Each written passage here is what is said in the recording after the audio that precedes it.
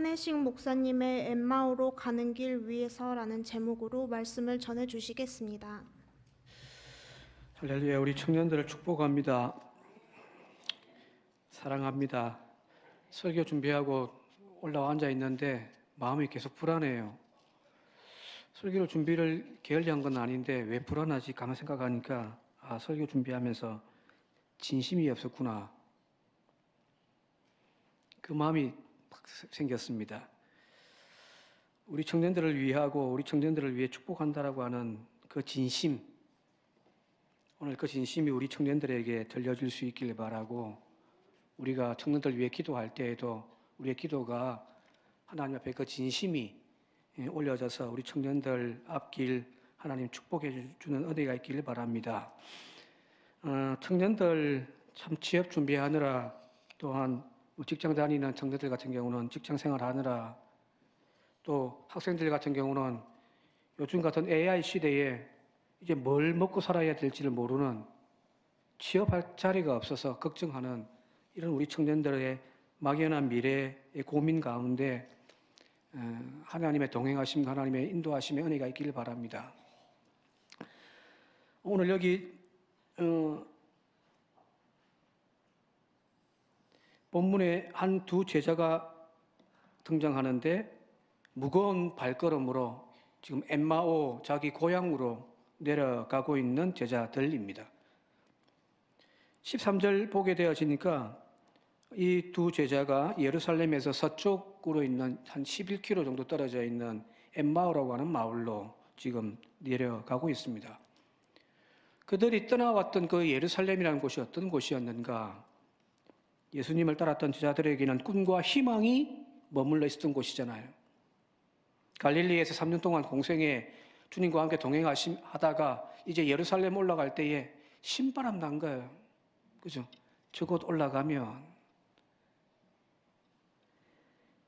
우리가 섬기는 이 예수님께서 세상을 뒤엎어 버리시고 로마의 압제에서부터 우리를 해방해 주실 것이다. 그리고 그 성공한 자리에 그 주님을 따랐던 특별히 우리 12명은 화려한 성공 이제 우리에게 보장되어져 있을 것이다 라고 하는 생각을 가졌단 말이에요. 예수님께서 3번씩이나 자신의 죽음을 예언하실 때에 그 제자들이 끊임없이 했던 것들, 특히 마지막 부분에서는 누가 더 높은 자리에 앉을 건가 갖고 싸웠단 말이에요. 그죠? 그런 희망과 고대가 있었던 그 예루살렘을 그들은 이제 등을 지고 지금 나와버린 거란 말입니다. 왜 그런가요? 그 희망의 도시였던 예루살렘에서 자기들이 따랐던 예수님이 그냥 허무하게 십자가에 못 박혀 죽어버렸단 말입니다. 모든 것을 믿고 의지하며 따랐던 그 제자들에게는 자신들의 지금까지 품었던 비전, 기대, 미래에 대한 확신, 그 모든 것들이 다 산산조각 나버린 순간이었습니다. 이제 그들은 실패자로 절망적인 발걸음으로 예루살렘을 등지고 이제 자신의 고향 엠마오로 내려가고 있습니다.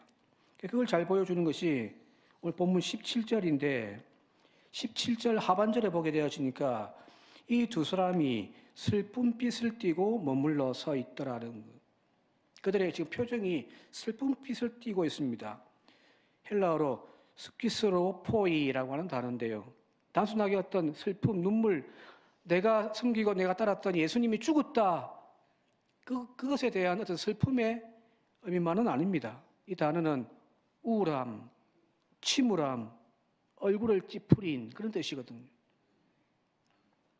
저 깊은 절망감에 빠져서 완전히 생기를 잃어버린 그런 얼굴입니다.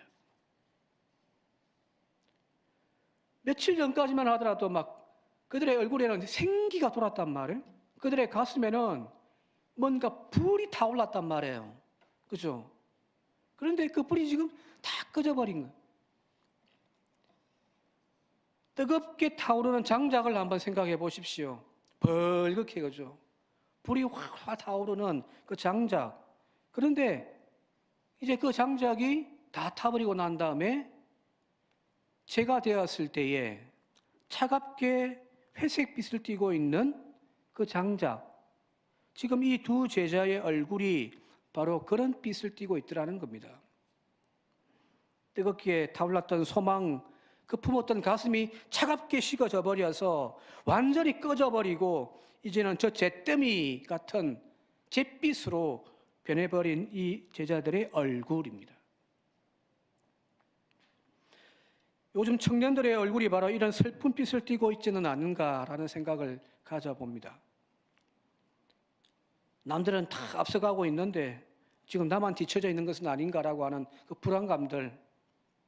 앞서도 말씀드렸습니다만 AI 시대에 이제 뭐해? 하루야 먹고 살죠? 다 직장들 없어진다고 하는데 내가 지금까지 대학 4년 공부하면서 배웠던 것 별 의미가 없어져 버린단 말이에요. 요즘에 저는 제 딸을 그냥 편하게 대하고 있습니다. 옛날에는 욕심 생겨가지고 이런 대학 가봤으면 좋겠고 이런 직업 가졌으면 좋겠는데 하는 욕심이 있었는데 이제 욕심이 없어져 버렸습니다. 뭐 AI 시대에 앞으로 직장들 내 마음, 내 재능대로 못 되는 것이 앞으로 미래인데 지금 당장의 문제를 품고 있는 것이 청년들이라 얼마나 불안하겠어요. 주변에 보니까 목사님들 자녀들이 이제 다 커서 이제 대학 졸업하고 취업하고 하는 청년들 많은데 다 고민들이에요. 자, 이런 갈등, 고민 품고 주님 앞에 나와서 기도한단 말이에요. 적어도 교회 다니는 청년들이니까 자기의 그 삶의 문제 갖고 기도할 줄 알아야죠, 그죠? 자, 그런데 자신의 삶을 주님 앞에 내려놓고서 기도해도 아무런 응답이 없는 것 같아요. 뭔가 확실하게 답이 탁 주시면 좋을 것 같은데 그것도 아니란 말이에요.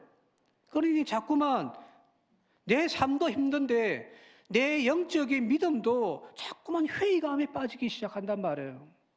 제가 청년 시절을 생각해 볼 때에 진짜 신앙생활에 방황을 많이 했던 것 같아요.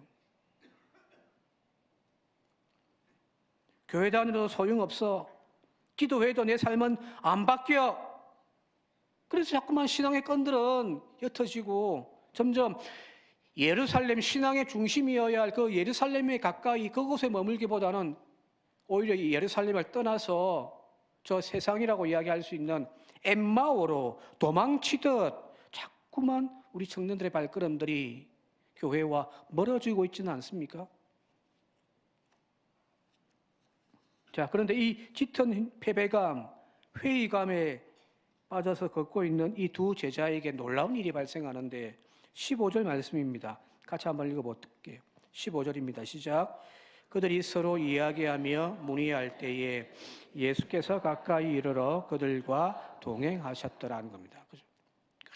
슬픔에 얼굴로 팍 고개 숙이고 투벅투벅 걸어가고 있는데 지금 웬 남자가 하나가 탁 붙어가지고 함께 걷고 있어요. 근데 그분이 주님인지를 모르는 거예요. 자, 부활하신 주님께서 이 절망에 빠져 있는, 그래서 저 세상을 향하여 돌아가고 있는 이 두 제자에게 찾아와서 동행하셨다는 겁니다. 재작년 2024년에 돌아가신 독일의 유명한 신학자가 한 명 있습니다. 위르겐 몰트만이라고 하는 희망의 신학이라고 하는 것을 내세웠던 분인데 그분이 적었던 이분의 대표작이 바로 십자가에 달린 하나님이라는 책이 있습니다. 이 책에서 이 몰트만이 뭐라고 이야기했냐면은 이렇게 이야기했어요. 하나님은 우리의 고통 저 멀리 하늘 보좌에서 뒷짐지고 구경하시는 분이 아니다. 그는 우리의 고통 한가운데로 들어오셔서 함께 아파하시고 십자가를 지시는 분이시다. 이 책의 가장 중심적이고 핵심적인 내용이에요. 그래서 십자가에 달린 하나님. 흔히 우리는 하나님이 전지전능하시니까 내 문제를 단번에 짠 하고 해결해 줄 거라고 생각하고 있습니다. 그죠? 취업문 활짝 늘어가지고 내가 원수만 넣으면은 하나님이 책임져 주시고 붙여 주실 것 같죠? 나의 불확실한 미래지만 주님 앞에 의지하고 나아가면 주님이 그 길을 쫙 열어가지고 꽃길 걷게 하실 것 같죠. 하지만 엠마오의 길에 동행하시는 그 주님은 그런 방식으로 우리에게 답을 주지 않더라는 겁니다. 자, 주님 지금 나타나셨어요. 이 제자들이 지금 3년 동안 늘 먹고 마시면서 함께 동거하면서 경험했던 예수님인데 그 주님을 알아보지를 못해요. 희한하죠? 주님이 뭐 가발 쓰고 오고 뭐 변장해 온 것도 아닌데, 그죠? 왜 그럴까요? 주님이 다른 모습으로 오시더라는 이야기예요. 절망 가운데 도망가고 있는 이 제자들에게 야, 나 살아났어! 라고 말씀하지도 않았습니다. 그죠? 자신이 누군지를 밝히지를 않아요. 희한해요. 얘들아, 나 살아났어! 하면 될 건데 한마디도 말씀 안 하세요. 그리고 그 동행하는 발걸음 가운데에서 아마 11km니까 뭐 그렇게 먼 거리는 아니니까 그 짧은 거리에서 주님께서 이들에게 너 지금 어디 가냐, 이 놈들아. 어? 이 믿음 없는 것들아. 왜 도망가냐? 나를 버리고 도망가더니 내가 분명히 예루살렘에 머물러 있으라고 했음에도 불구하고 너희들 왜 도망가냐라고 책망하지도 않습니다. 그 대신에 주님께서 하시는 것은 무엇이냐면 그들의 발걸음에 맞추어서 조용히 나란히 그들 곁에 함께 동행하시더라는 거예요.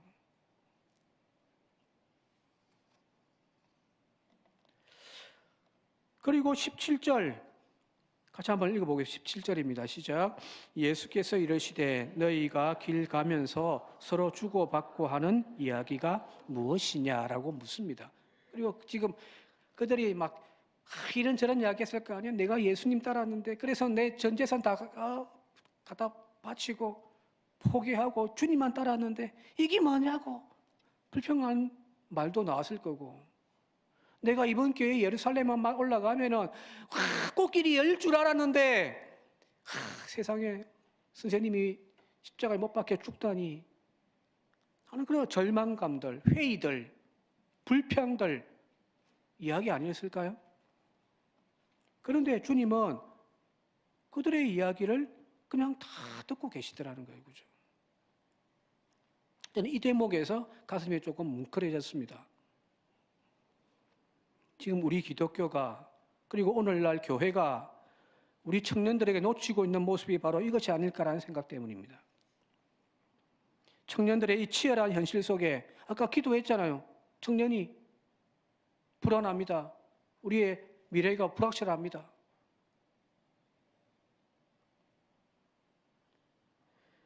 살기 힘들어요. 불안해요. 라고 외치고 있는데 기성교회와 기성세대들은 기도가 부족하다고 믿음 가지라고 그만 이야기를 하고 있단 말이에요. 성급하게 훈계하고 설교하려고만 하고 있단 말이에요.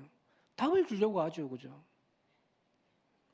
혹은 왜 그리 믿음이 없냐고 왜 그렇게 자꾸만 교회 게을리하냐고 신앙생활 게을리하냐고만 책망하지 우리 청년들의 이 하소연 아픔의 그 갈등들 고민들 기도만 들으려고는 잘 하지 않는단 말이에요.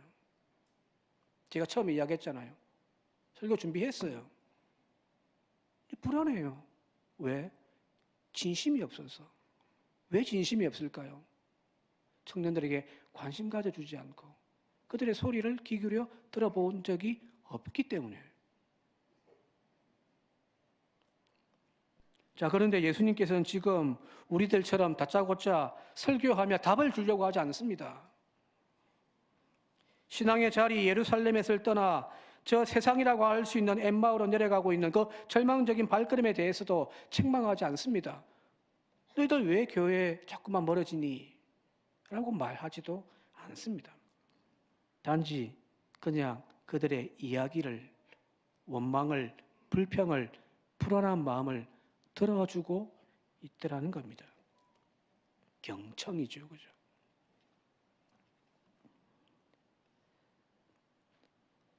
바로 그 기다림과 경청 속에서 제자들은 자신들의 상실감, 혼돈, 그걸 정직하게 이야기했을 것이고요. 그 이야기하는 과정 속에서 바로 이 제자들은 치유의 역사들을 경험하게 되어지더란 거거든요.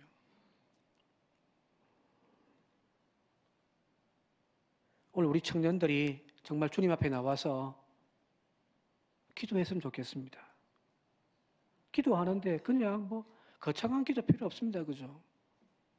확신 가지고 될 줄 믿습니다. 믿습니다. 외치는 그런 기도 말고요.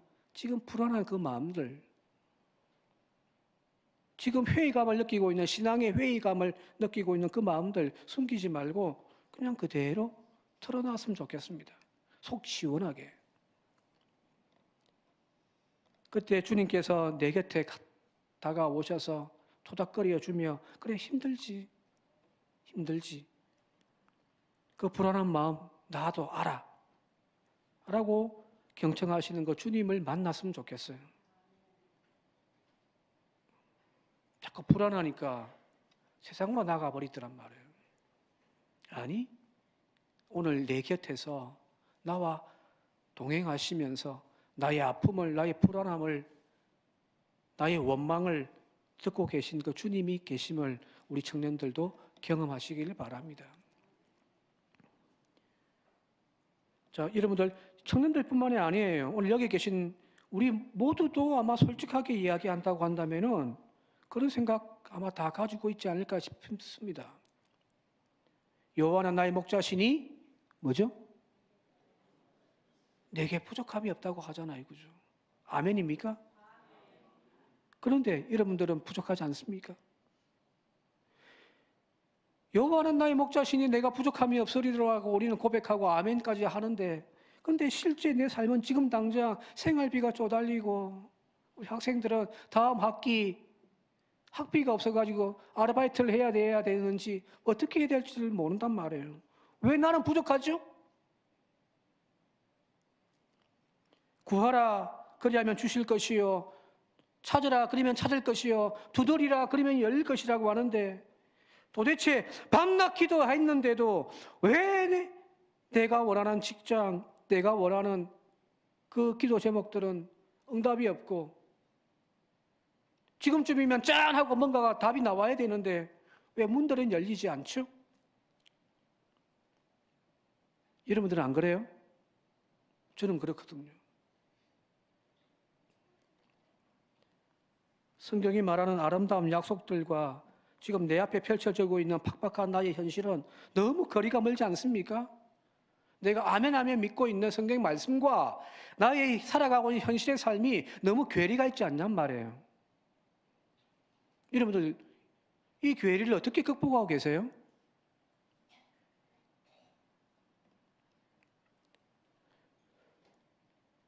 그래서 어느 순간부터 우리는 그런 생각을 하고 있지 않을까 싶습니다. 나와 상관없는 그냥 성경의 이야기란 남의 이야기. 믿음이 정말 좋아가지고 축복받은 그런 몇몇 사람들의 이야기로만 들리고 그리고 이 말씀 아멘 믿고 기도하고 몸부림쳐 봤는데 변화되지 않는 나의 삶의 한 가운데서 우리는 어느 순간부터 그냥 희망 고문하지 말자. 말씀은 말씀이고 내 삶은 내 삶이다. 분리시켜버려가지고 점점 우리의 신앙이 예루살렘에서 벗어나서 엠마오로 가고 있지는 않습니까? 여기 엠마오로 가고 있는 두 제자의 마음도 비슷했을 거란 말이에요. 그들이 알고 있던 성경, 그들이 기대했던 메시아. 그런데 현실은 완전 반대가 되어져 버렸단 말이에요. 내가 지금까지 내 삶을 다 투자해가지고 쫓았는데 저분은 메시아다. 저 구약 성경에서 이야기하던 우리를 구원할 메시아다 하고 쫓아왔는데 현실은요, 그분이 죽어버렸네요. 현실과 우리가 믿고 아멘하며 따랐던 그 성경의 가르침이 완전 분리되어지는 순간 여러분은 어떻게 하실래요? 그러니까 예루살렘을 벗어나서 엠마오로 내려가는 거죠. 자, 그들에게 주님께서 지금 나타나셔가지고 지금 성경을 풀어서 쫙 설명을 하고 계세요. 자신에 대해서. 그런데 그 메시지가 바로 고난 가운데에 십자가 가운데의 영광을 이야기하고 계시단 말이에요. 너희들이 알고 있었던 그 성경이 아니라 그런 메시아가 아니라 고난 가운데에서 그 십자가를 통하여 구원을 이루시는 그 주님에 대한 말씀을 쫙 풀어내고 있습니다. 청년들에게 말씀드립니다. 그리고 여러분들에게도 동일합니다만은 성경은 우리가 이 세상에서 남들보다 더 빨리 성공할 수 있는 그 지름길을 가르쳐주는 인생 가이드북이 아니에요. 저 밑바닥에 있는 나를 짠! 하고 꽃길 열어 나아가도록 들려주는 그런 동화 같은 이야기도 아니에요. 오히려 성경은 우리에게 진짜 이야기를 들려주고 있습니다. 내 인생이 완전히 꼬여버린 것 같고 내 노력이 철저하게 실패한 것 같은 그 십자가의 절망, 그 한가운데에서 하나님은 여전히 나를 통하여 일하고 계시다는 사실을요. 십자가가 실패가 아니라 사실은 십자가가 영광이라는 사실을 우리에게 보여주고 있단 말이에요.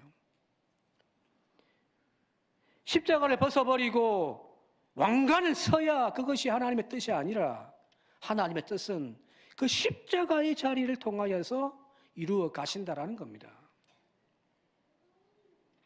내 삶이 바닥을 치는 그 고난, 눈물 나는 그 순간조차도 버려진 시간이 아니라 하나님의 나의 영혼을 더욱더 단단하게 빚어가심을 통하여서 마침내 부활의 생명으로 이끌어 가시는 과정임을 우리에게 들려주고 있습니다.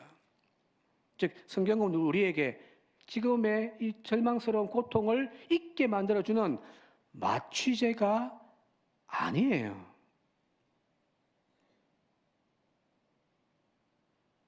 오히려 부조리하고 팍팍한 이 현실의 무게를 끝까지 버텨내고 그 십자가를 부여잡고 한 걸음 한 걸음 나아가도록 우리를 힘주시고 위로하시는 하나님의 은혜입니다. 성경을 그렇게 봐야죠. 여러분 제가 설교할 때에 그냥 단순하게 복 받으라 복 받으라 축복을 남발하던가요? 그러면 교인들 은혜 받고 좋죠. 무조건 잘 될 거야. 할 수 있다. 하나님 역전시켜 줄 거야. 믿습니까? 믿습니까? 하던가요? 왜 안 할까요? 그렇게 설교하면 다들 은혜 받고 좋다고 하는데 그렇게 한다고 우리의 절망적인 현실이 짠하고 바뀌어지지 않기 때문이에요. 물론 하나님이 개입이 들어오셔가지고 기적을 만들어내시는 은혜도 있지만 여러분 그 기적이 얼마나 되든가요?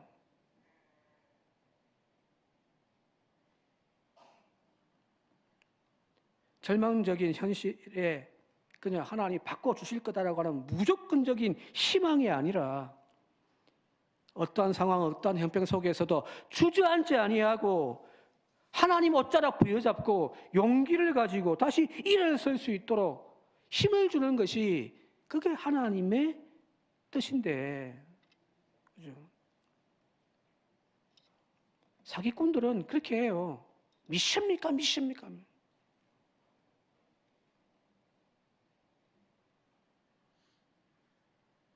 그렇게 막 부풀려 있다가 막 팡 터져버리면 끝장나버리는데 누가 책임져요?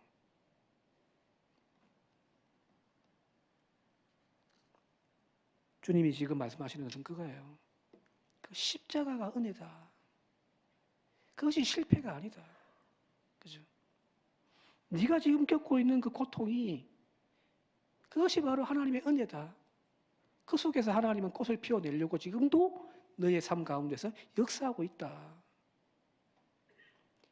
예루살렘의 절망 실패가 아니라 그곳에서 하나님은 다시금 하나님의 영광을 이루어 가신다. 그죠? 자, 이렇게 풀어주시는 주님의 말씀을 듣고서 제자들에게 변화가 일어나는데요. 한번 32절까지 한번 읽어볼게요. 32절 같이 한번 읽겠습니다. 시작. 그들이 서로 말하되 길에서 우리에게 말씀하시고 우리에게 성경을 풀어주실 때에 우리 속에서 마음이 뜨겁지 아니하더냐. 주님이 이제 사라져버렸어요. 31절 보니까 그들의 눈이 밝아진 거예요. 그리고 내 앞에 계셨던 그 주님이 바로 예수님이라는 사실을 깨닫게 되어진대. 그런데 희한해요. 눈이 밝아져서 예수님인 걸 알아봤는데 바로 이어서 예수님은 그들에게 보이지 않네.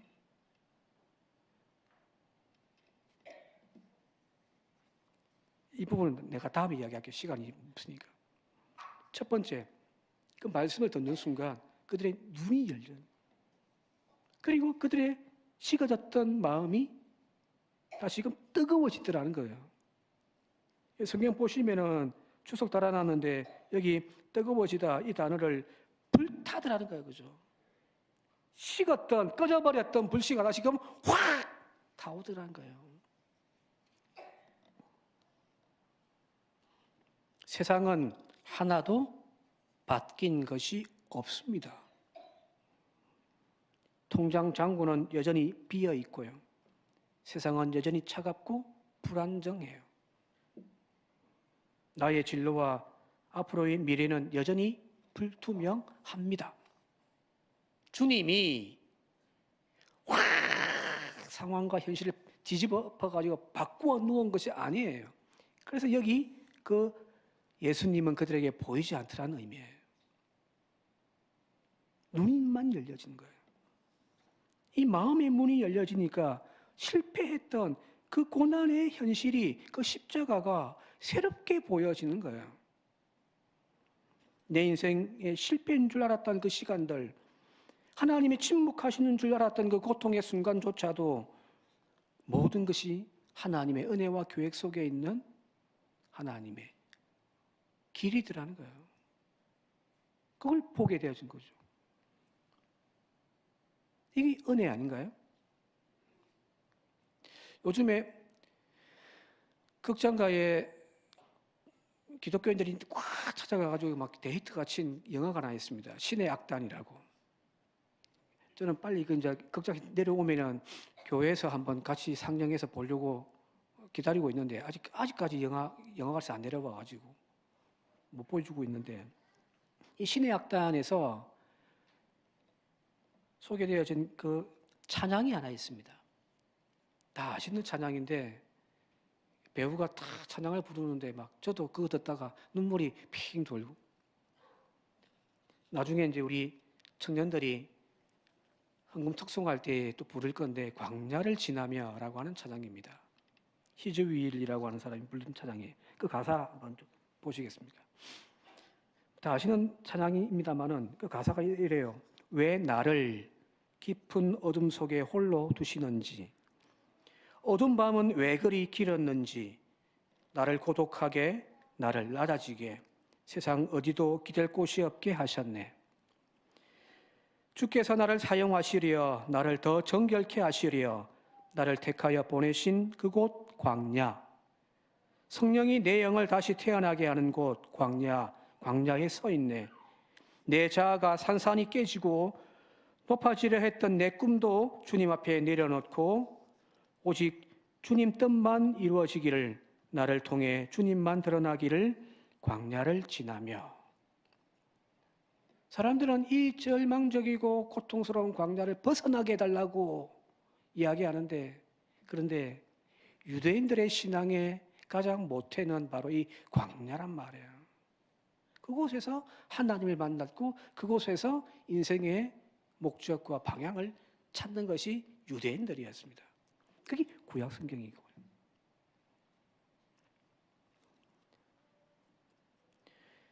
보통의 찬양들처럼 이 광야를 바꾸어서 꽃길 되게 해달라, 믿습니다 하는 그 확신 가지고 부르는 찬양이 아니잖아요. 그죠? 그런데 왜 사람들은 이 찬양을 그토록 감동받으면서 사랑하게 되어졌을까요? 바로 지금 광야처럼 척박하고 고통스러운 내 삶의 현장을 다시금 새롭게 보는 눈을 열어주었기 때문입니다. 어제와 똑같은 현실입니다.